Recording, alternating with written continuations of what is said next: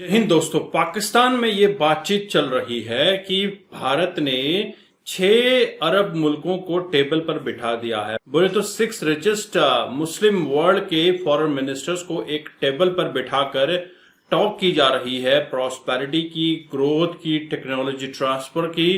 इसी के ऊपर पाकिस्तानी रिएक्शन आपको देखने को मिलेगा। कुछ पाकिस्तानी ये कहते हैं कि वह काफिर है, काफिर ये काम कर सकते हैं, 1947 से लेकर काफिरों का दिमाग इसी तरह से काम करता है, वगैरह वगैरह। आप इसमें कमर चीमा और पाकिस्तानी जाहिल अवाम को सुनने वाले हैं, तो वीडियो को एंड तक जरूर देखिएगा। आप इमेजिन कर सकते हैं कि इंडिया की ताकत का अंदाज़ा ये लगा लें कि 6 अरब ममालिक के फॉरेन मिनिस्टर्स को एक टेबल पर बिठा लिया। भारत ने बड़े सिस्टमैटिकली और ख़ास तौर पे जब से मोदी साहब तशरीफ़ लाए हैं, तो ये एक बड़ी कामयाबी है। वो मोदी है ना, ये एक मकार है। वो क्योंकि हिंदू है ही मकार, शुरू से लेके 1947 से लेके शुरू से जैसे पाकिस्तान बने, हिंदू शुरू से ही लेके और आज तक और आने वाले वक्तों तक ये मकार कौम है और कौम रहेगी। मैं आपको एक चीज बार बार पिछले अरसे से कह रहा था। मैं कह रहा था नरेंद्र मोदी अरब ममालिक पे फोकस कर रहा है, नरेंद्र मोदी अरब ममालिक पे फोकस कर रहा है। मैं आपको कह रहा था ये बात को, क्योंकि मुझे वो सारे तौर तरीके नजर आ रहे थे। वो घटिया लोग हैं, वो काफिर लोग हैं, वो आगे आ सकते हैं। उनका दिमाग इतना काम तो करता है ना कि मैं फलां बंदे के साथ अपना हाथ बढ़ा रहा हूँ, किसी सियासत में बढ़ा रहे हैं ना। ये मुसलमान लोग हैं, ये क्यों नहीं बढ़ा सकते। दोस्तों, फर्स्ट टाइम एक इंडिया जीसीसी मिनिस्टर्स मीटिंग हो रही है। इम्पॉर्टेंट डेवलपमेंट है कि इंडिया जो है वो अब गल्फ कोऑपरेशन काउंसिल के मिनिस्टर्स को एक टेबल पे लेके आ गया। आप इमेजिन कर सकते हैं कि इंडिया की ताकत का अंदाज़ा ये लगा लें कि 6 अरब ममालिक के फॉरेन मिनिस्टर्स को एक टेबल पे बिठा लिया। India is so powerful and this is how the Arabs view it, कि 6 मुल्कों ने ये महसूस किया और 6 मुल्कों ने ये समझा कि अब हमें मिल के इससे बात करनी चाहिए। एक वक्त तो ये है कि इंडिया के सऊदी अरब से अच्छे ताल्लुकात हैं जी, हम 50 अरब डॉलर की ट्रेड कर रहे हैं, यूएई के साथ 85 अरब डॉलर की ट्रेड कर रहे हैं, so on and so fourth. अभी मेरी जो मैं पढ़ रहा था कि जो मेरी इतलात है कि आज से साल 1.5 साल पहले इंडिया की जो ट्रेड है with the all the GCC countries, it has crossed around 190 billion dollars, 190 billion dollars. और ये तमाम ओमान, कतर, कुवैत, आपने महसूस किया था। मैं आपको एक चीज बार बार पिछले अरसे से कह रहा था। मैं कह रहा था नरेंद्र मोदी अरब ममालिक पे फोकस कर रहा है, नरेंद्र मोदी अरब ममालिक पे फोकस कर रहा है। मैं आपको कह रहा था ये बात को, क्योंकि मुझे वो सारे तौर तरीके नजर आ रहे थे कि क्या हो रहा है। तो आज आप देख लें कि this is first India GCC meeting. ये ऐसे इंडिया जीसीसी मीटिंग है जैसे इंडिया अफ्रीका मीटिंग है। यानी कि आपने तमाम अफ्रीकन को सामने बैठा लिया और कहा कि देखो, when India talks about global south, तो आप देखिए, मैं आपको मिसाल देता हूँ। थोड़ा अरसा क्या, 2016 में जब ट्रम्प साहब पावर में आए, तो वो सऊदी अरब आना चाहते थे, क्योंकि वो इसराइल भी जाना चाहते थे। मिडल ईस्ट में वो इक्वल अहमियत देना चाहते थे। तो जब वो सऊदी अरब आए, तो सऊदी अरब ने क्या किया कि तमाम आलम इस्लाम को बुला लिया और कहा हमारे पीछे खड़े हो जाओ, और हम हमारे अमेरिका से ताल्लुकात अच्छे हैं और तुम भी हमारे पीछे खड़े हो जाओ। पाकिस्तान भी खड़ा हो गया, सारे खड़े हो गए। ठीक है। सो उन्होंने एज ए ग्रुप उसको जो है वो अपनी आइडेंटिटी कराई। अभी भी आप देखें तो Saudi Arab and all other जो हैं वो एज ए ग्रुप आइडेंटिटी करा रहे हैं। सो जैसे ट्रंप इतना ताकतवर था कि सारी मुसलमान दुनिया को पीछे खड़ाना पड़ा, India is projecting itself in a way कि सारी जीसीसी को उनके सामने आकर बैठना पड़ा। और कल को कोई मैं आपको कोई बैद नहीं है, अभी तो है इतनी, इट्स टू अर्ली टू से, लेकिन कल को कोई भी नहीं है कि इंडिया ओआईसी टॉक्स हो। लेकिन वो जारी बात है, इंडिया ओआईसी टॉक्स मुमकिन नहीं होंगी, क्योंकि वो कश्मीर का फिर पाकिस्तान बात ले आता है, एजेंडा ले आता है। बहरहाल, that is a separate point. लेकिन इंडिया कहता है कि जी हमारा तो जो है वो करोड़ों लोग बैठे हुए हैं जीसीसी के अंदर, और उसकी वजह से हमारा ताल्लुकात आपके साथ बड़े ही अहम है। वो जो करोड़ों लोग बैठे हुए हैं, ठीक है, सुनने में आ रहा है कि देयर डिफरेंट नंबर्स। बहरहाल ये we have still to check. अब क्वेश्चन ये है कि जो डॉक्टर जयशंकर हैं रियाद पहुंचे, वहाँ सबसे मुलाकातें की हैं, ठीक है जी। अब ये कोई आसान काम तो थोड़ा ही है भैया, ठीक है, रियाद पहुंचना एंड सबको मिलाना। और ये जो first ever, this is first ever, एक बात बताऊं, इंडिया जीसी फॉरेन मिनिस्टर जो मीटिंग है, ये कहा जा रहा है, ये जो अल्फाज आ रहे हैं वो यही हैं कि जी ताल्लुकात को बढ़ाने के लिए इन तमाम गल्फ नेशंस के साथ एक ट्रेड करना, एंड देन ऑब्वियसली इंडिया तकरीबन 9 मिलियन के करीब जो एक्सपैट्रिएट्स वहाँ पे मौजूद हैं, मुझे लगता है ज़्यादा है, 9 मिलियन नहीं है। Well obviously if this is Indian governments estimate that could be fine. 9 million से ज़्यादा इंडियंस बैठे हुए हैं 6 मुल्कों में, ठीक है, जो 1 करोड़ बंदा कह लें, ठीक है। और सो ये इंडिया वो समझ रहा कि ये हमारे ऑलरेडी इनके साथ हैं। अच्छा, आपने एक चीज़ महसूस की कि इन तमाम ममालिक के साथ, that is how you do a diplomacy, इन तमाम ममालिक के साथ वन ऑन वन बायलैटरल्स बहुत अच्छे ताल्लुकात। अभी रिसेंटली आपको पता है ओमान की लीडरशिप इंडिया आई हुई थी, उन्होंने ओमान के साथ उन्होंने प्री पार्टीशन, उन्होंने कोई पता नहीं कितने 100 साल पुराना तल्ला के ओमान के साथ निकाल दिया, ठीक है।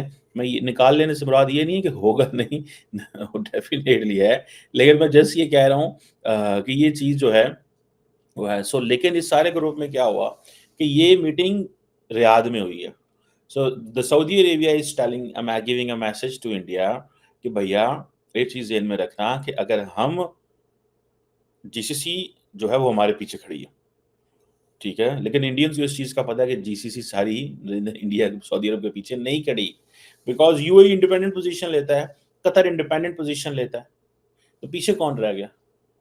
ओमान वैसे ही आपको पता है सबसे ज़्यादा इंडिपेंडेंट कंट्री है। तो इस चीज़ को ज़हन में रखते हुए ये वो जीसीसी ये करने जा रही है या जीसीसी ने ये किया है। सऊदी हो गया, जितने भी मुस्लिम ममालिक हैं इंडिया के साथ ताल्लुकात बहुत बेहतरीन बनाते जा रहे हैं, क्या वजूहात लगती है आपको? देखें, है तो वो मुस्लिम ममालिक, लेकिन उसको ये चाहिए था कि पाकिस्तान के साथ कॉन्टेक्ट करे, पाकिस्तान के यानी ये भी मुस्लिम ममालिक है, वो भी मुस्लिम ममालिक है, लेकिन एक जो है यानी गैर मुस्लिम उनके साथ कॉन्टेक्ट करना अच्छी बात नहीं है। आपसे एक बंदा कर्जा लेके जाता है, फिर आप कहते थे कोई बात नहीं, दूसरी दफा वो फिर ले जाता, पहला नहीं देता, तीसरी दफा फिर आता है, पहले 2 नहीं देते, तो आप तीसरी दफा कर्जा देंगे? नहीं, तीसरी दफा तो दुबई कैसे बार बार पाकिस्तान पे यकीन करे? खुद सोचे ना। वो यकीन तो करना पड़ेगा क्योंकि मुस्लिम ममालिक है, इसको ये नहीं। आप मुसलमान है, अगला बंदा भी मुसलमान है, आप एक दफा कर्जा देंगे, वो नहीं देगा वापस, दूसरा दूसरी दफा है कि थोड़ी थोड़ी किस्त करके पाकिस्तान वो नहीं देगा ना, वो नहीं देगा। 75 सालों में IMF से जितने कर्जे हुए हैं 2 या 3 दफा वापस गए हैं, उसके बाद वापस नहीं गए, नहीं देगा वो वापस आपको बंदा ना, तो आप दे जाएंगे नहीं, वो फिर तो वो तो फिर दुबई वाले कैसे दे? नहीं, खुद सोचे ना, दुबई वाले, सऊदी वाले, कतर वाले, जितने मुस्लिम ममालिक है, इस्लाम के नाम पर या मुसलमान के नाम पर कितने पैसे दे? हाँ जी, ये बात तो आपकी ठीक है, आप सही कह रहे हैं, लेकिन वो ये इनको चाहिए ना कि उनको जो कर्जा लिया वो दे, आगे से और ले लें। ये सही है सर, ले दे, अपना कुछ ना सोचे।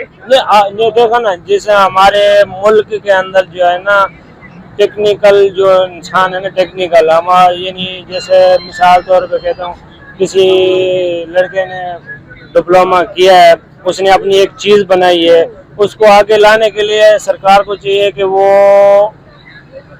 आगे ले जाए, आप उसको अपनी प्रमोट करें। दोस्तों, आपने ये वीडियो देखी और आपको आइडिया लग गया होगा कि पाकिस्तानी अवाम क्या सोचती है। दरअसल भारत की तरक्की से वो जल रही है, इवन अमेरिका भी कुड़ रहा है अंदर ही अंदर कि भैया भारत इतनी तेजी से ग्रोथ कैसे कर रहा है। भारत ने जिस तरह से पूरी साउथ या अफ्रीकन कंट्रीज को मिलाकर एक मीटिंग की थी, उस मीटिंग में उन्होंने कहा था कि भैया हम तुमसे कोई इंटरेस्ट लेने वाले नहीं है, अगर तुमको जरूरत पड़ती है पैसे भी देंगे, साथ ही साथ हम आपको स्किल डेवलप करने की ट्रेनिंग देंगे ताकि आप अपने देश के लोगों को रोजगार दे सको, उनको जागरूक कर सको और उनमें स्किल डेवलपमेंट कर सको ताकि आप अपने देश के अंदर कुछ प्रोडक्शन कर सको और किसी और पे डिपेंड ना रहो। लेकिन इसके लिए आपको भारत की मदद लगने वाली है। हम सिर्फ आपको एजुकेशन ट्रांसफर, टेक्नोलॉजी ट्रांसफर की ही बात कर रहे हैं। रिचेस्ट मुस्लिम वर्ल्ड के फॉरेन मिनिस्टर्स को एक टेबल पर लाकर खड़ा किया और यहां पर डिस्कशन हुई किस तरह से ग्रोथ की जाएगी, किस तरह से टेक्नोलॉजी ट्रांसफर, हथियारों की ट्रेडिंग की जाएगी, बिजनेस को किस तरह से आगे बढ़ाया जाएगा और लोगों के बीच में प्रॉस्पेरिटी को किस तरह से बढ़ाया जाएगा। ये सारा डिस्कशन हुआ जिसमें भारत के फॉरेन मिनिस्टर डॉक्टर जयशंकर मौजूद थे। लेकिन पाकिस्तानी अवाम का कहना है कि ये सब काफिर हैं, काफिर लोग क्यों लोगों से हाथ मिलाते हैं, अपने पॉलिटिकल एस्टैब्लिशमेंट के लिए, पॉलिटिकल प्रॉफिट के लिए ये सारा काम करते हैं, तो तुम क्यों नहीं करते? पाकिस्तानियों में क्या कमी है?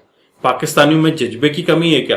पाकिस्तानी के अंदर तो जज्बा इतना भरा हुआ है कि खून से ज्यादा वहां जज्बा मिलेगा, लेकिन जब काम की बात आती है पाकिस्तानी पीछे हट जाता है। पाकिस्तानी सिर्फ अपने बड़बोलेपन के लिए जाना जाता है, ना कि काम करने के लिए। आप अगर देखें दुनिया में कहीं पर भी पाकिस्तानी पाए जाते हैं तो उनको अब निकाला जा रहा है। आपने जापान में एक पाकिस्तानी भिखारी का वीडियो देखा होगा जो एक जापानीज से भीख मांगता है। जापानीज उसको भीख नहीं देता है तो वो पाकिस्तानी जापानीज पर अटैक कर देता है। जब पुलिस केस होता है तब पता चलता है कि ये एक पाकिस्तानी भिखारी है।